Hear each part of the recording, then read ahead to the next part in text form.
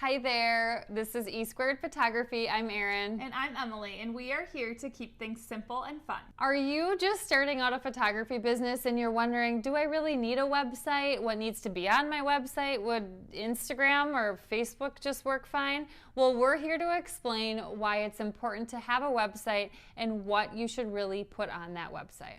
And make sure to stay all the way through because we have something special just for you. We promise by the end of this video, you will take away some important pieces to either build or revamp your website.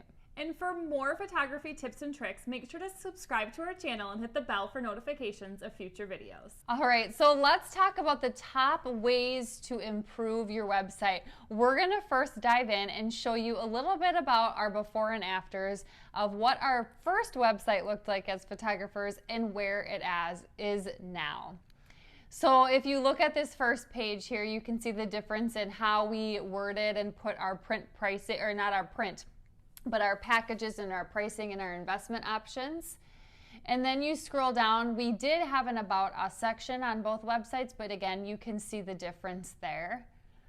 And then here are just some other examples as we go through some before and afters of what our website looked like. We both had a contact us page as well. All right, so what do we use for building our website? We use something called Show It. There's tons of different options out there, but that's what we chose to use. So what are some ways you can improve your current website or suggestions for when you do build a website?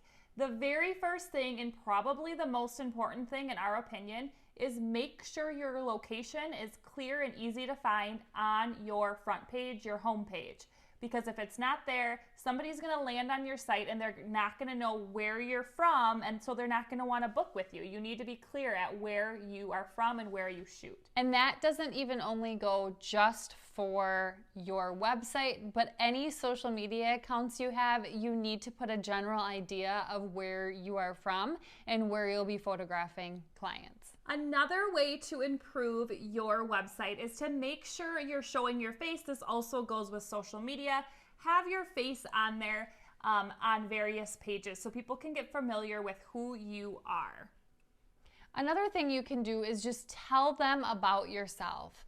So whether it be something they can relate to in real life or something that you have done through your photography journey, don't get too techie on them, but show them that you're a real person behind the camera that they'll meet when they book their session with you. And make sure to be clear with what the experience and price entails.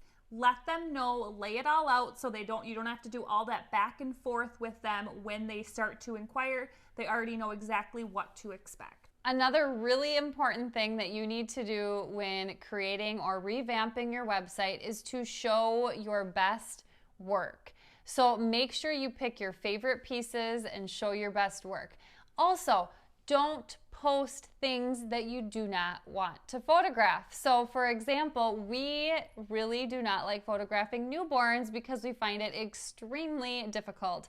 So we took all of our newborn photography off of our website because we no longer would like to do that. On our website, we like to make sure that we have our contact information on all of our pages, so it's super easy to find once they've decided, yep, I want to book with them, I want to talk to them.